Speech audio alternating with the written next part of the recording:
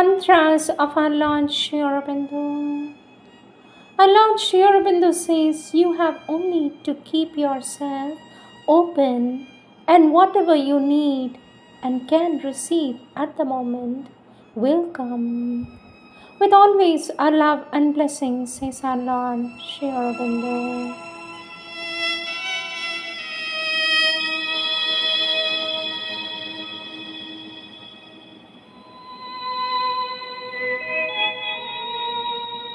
Sri Aurobindo's Savitri. Book 1, The Book of Beginnings. Canto 3, The Yoga of the King, The Yoga of the Soul's Release. Page 22. A world's desire compelled her mortal birth, one in the front of the immemorial quest, protagonist of the mysterious play in which the unknown pursues himself through forms and limits his eternity by the hours, and the blind void struggles to live and see. A thinker and toiler in the ideal's air, brought down to earth's dumb need her radiant power. His was a spirit that stooped from larger spheres into our province of ephemeral sight, a colonist from immortality, a pointing beam on earth's uncertain roads. His birth held up a symbol and a sign.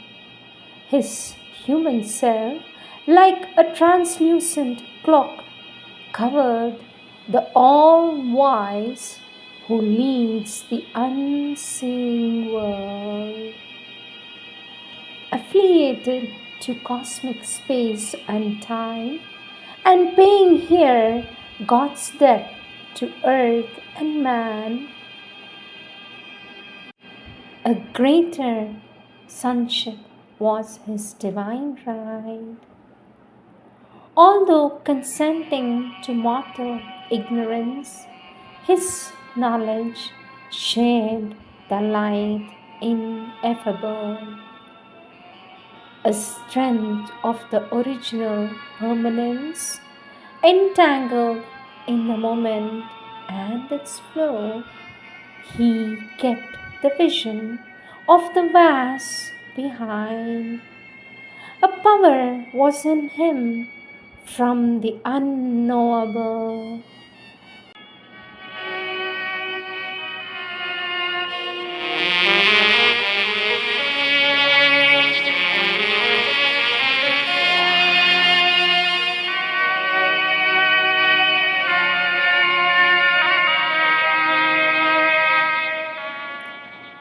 Words of our Divine Mother, taken from the question and answers of 1954. Date 5th May 1954. This talk is based upon Sri Aurobindo's Elements of Yoga, Chapter 4, Sincerity, and Chapter 5, Faith. Question: Sweet Mother, what is the right attitude to stick on to this path till the supramental truth is realized? For this, our Divine Mother says, there is the psychic condition and sincerity and devotion to the Divine Mother. Question: Sweet Mother, what is the psychic condition? Our Divine Mother says, the psychic condition, that means being in relation with one's psychic, I suppose being governed by one's psychic being. Question: Sweet Mother, I do not really understand the difference between faith, belief, and confidence. For this, our Divine Mother says, but Sri Aurobindo has given the full explanation here. If you do not understand, For this, the child says, he has written, faith is a feeling in the whole being. For this, our Divine Mother says, the whole being, yes, faith, that's the whole being at once. He says that belief is something that occurs in the head, that is purely mental, and confidence is quite different. Confidence, one can have confidence in life, trust in the divine, trust in others, trust in one's own destiny. That is, one has a feeling that everything is going to help him to do what he wants to do. Faith is a certitude without any proof. For this, the child says, sweet mother, on what does faith depend? For this, our Divine Mother says, probably on the Divine's grace. Some people have it spontaneously. There are others who need to make an effort to have it. For this, the child says, sweet mother, how can faith be increased? For this, our Divine Mother says, through aspiration. Some have it again spontaneously, you see. It is difficult to pray if one does not have faith. But if one can make a prayer a means of increasing one's faith, if one can make a prayer a means of increasing one's faith or aspiring, having an aspiration to have faith. Most of these qualities require an effort. If one does not have a thing and wants to have it, well, it needs great sustained efforts, a constant aspiration, an unflagging will, a sincerity at each moment. Then one is sure it will come one day, it can come in a second. There are people who have it, and then they have contrary moments which come and attack. These people, if their will is sincere, can shed their faith, repel the attacks. There are others who cultivate doubt because it is a kind of dilettantism that there's nothing more dangerous than that. It is as though one were letting the worm into the fruit, it eventually eats it up completely. This means that when a moment of this sort comes, it usually comes first into the mind. The first thing to do is to be very plucky and refuse it. Surely one must not enjoy looking on just to see what's going to happen. That kind of curiosity is terribly dangerous. It is perhaps more difficult for intellectuals to have faith than for those who have a simple, sincere, upright heart and no intellectual complications. But I think that if an intellectual person has faith, then that becomes very powerful thing which can truly work miracles.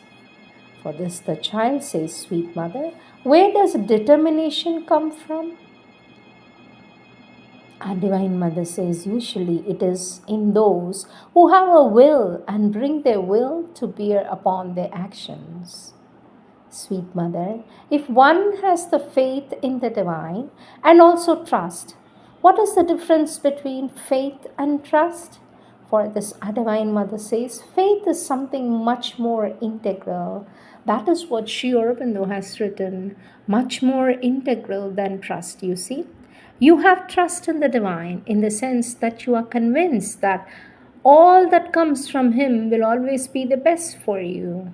Whatever his decision and whatever the experience he sends you or the circumstance in which he puts you, it will all be always what is best for you. This is trust. But faith, that kind of unshakable certitude in the very existence of God, faith is something that seizes the whole being.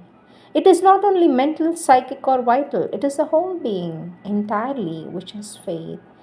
Faith leads straight to experience. Then the child says, can trust be total and entire? For this, our Divine Mother says, not necessarily. Well, there is a shade of difference. However, I don't know. It is not the same thing. One has given oneself totally to the divine work. One has faith in it, not only in its possibility, but faith that is the thing which is true, which must be, and one gives oneself entirely to it without asking what will happen. And so, therein and thereon, may be grafted a certitude, a confidence that one is capable of accomplishing it, that is, of participating in it and doing it because one has given oneself to it. A confidence that what one is going to do, what one wants to do, one will be able to do. That this realization one wants to attain, one will attain. Our Divine Mother says, the first does not put any questions, does not think of the results. It gives itself entirely. It gives itself, and then that's all. It's something that absorbs one completely. The other may be grafted upon it. Confidence says, yes, I shall participate and realize what I want to realize. I shall surely take part in this work. For the one has faith in the divine, that is the divine who is all and can do all and does all and who is the only real existence, and one gives oneself entirely to this faith, to the divine. That's all. Our Divine Mother continues to say, one has faith in the existence of the divine and gives oneself. And they can also be grafted upon this a trust that this relation one has with the divine, this faith one has in the divine, will work in such a way that all that happens to him, whatever it may be, all that happens to him will not only be an expression of the divine will, that of course is understood, but also the best that could happen, that nothing better could have happened to him, since it is the divine who is doing it for him.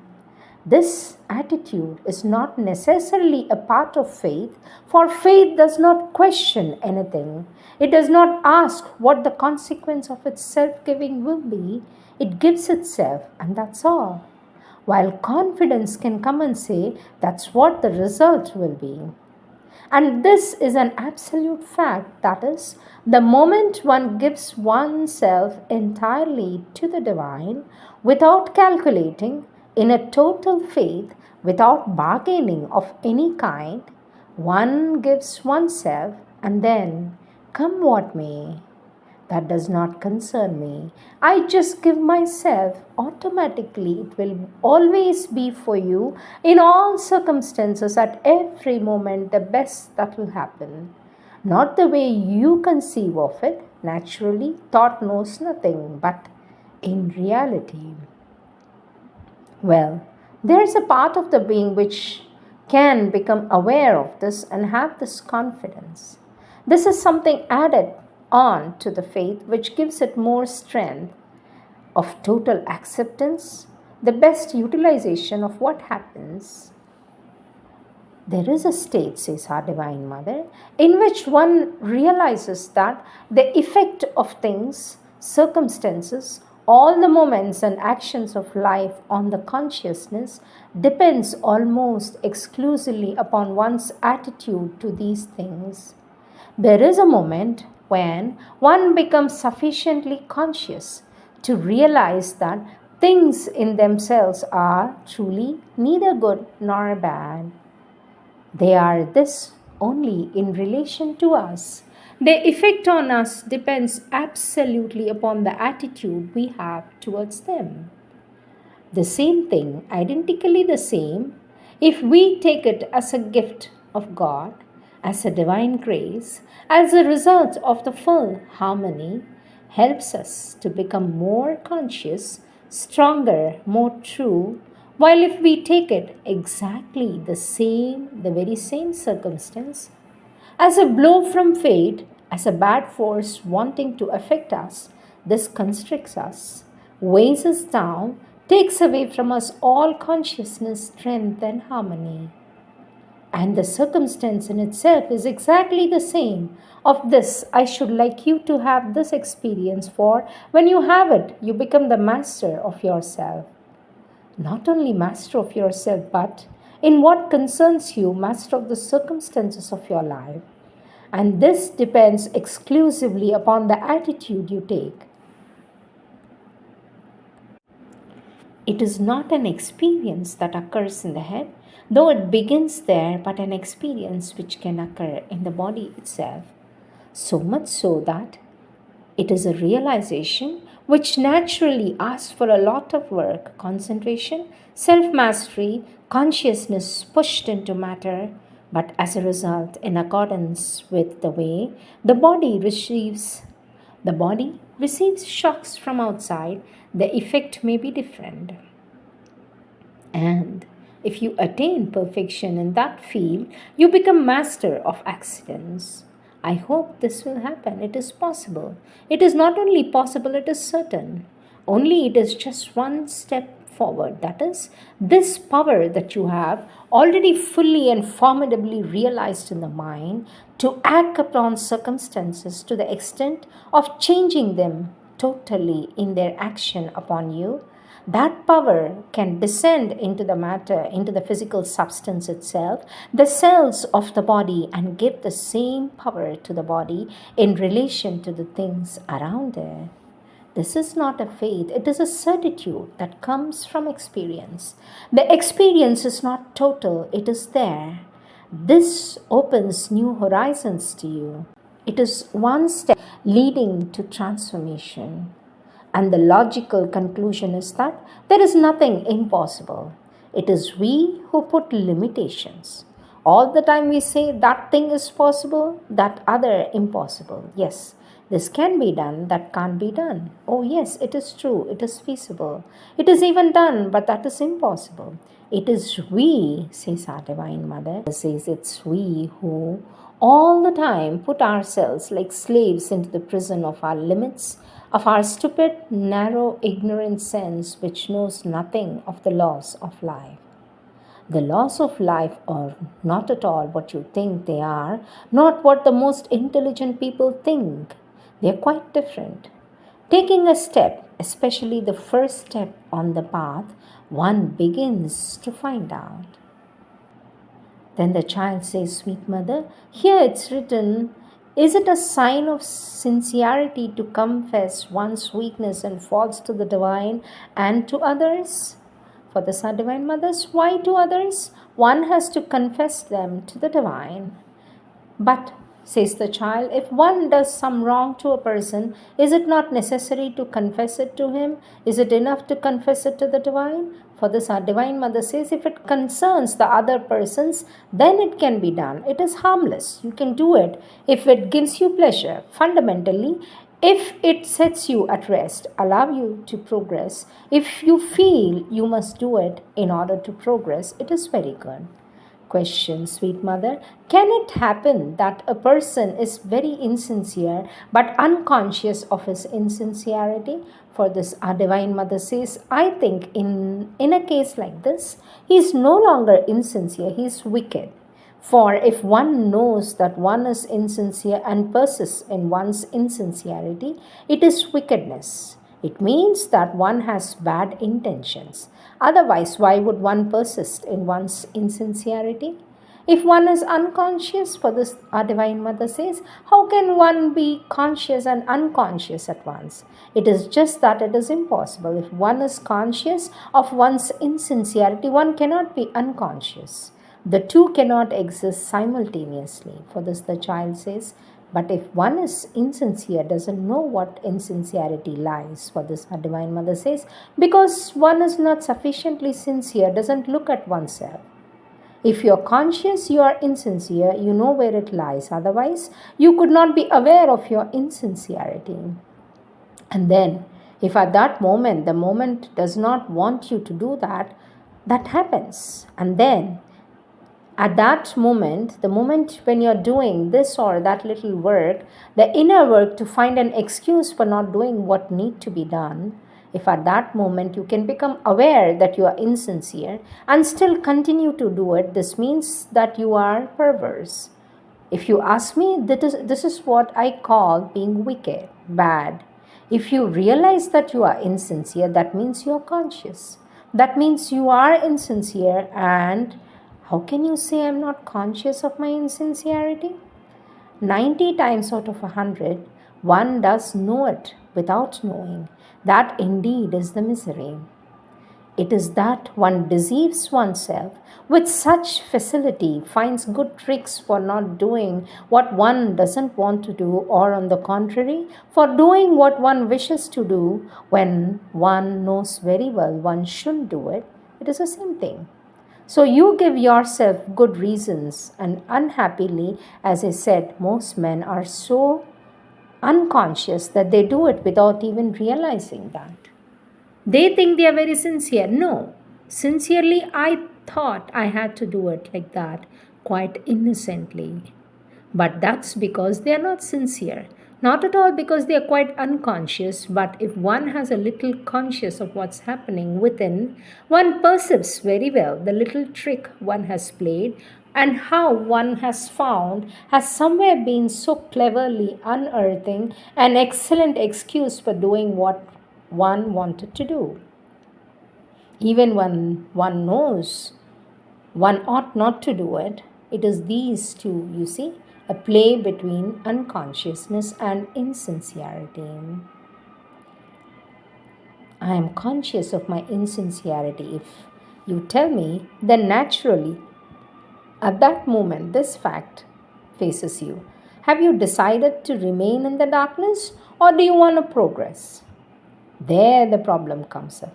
If you're conscious of your insincerity, you have only one thing to do, that is to put a red hot iron on it. Make yourself sincere. That's the feeling. For a moment, it hurts a little. Afterwards, one is left in peace, says our Divine Mother. Question, sweet mother, you have written sincerity is the key to the divine gates. What does that mean? For this, our Divine Mother says, my child, it's an image, figurative, literary way of expressing the fact that with sincerity one can attain everything, even the divine. If one wants to open a key is necessary, isn't it? Well, for the door, separating you from the divine, sincerity works as a key and opens the door and shows you in all. That's all, says our Divine Mother.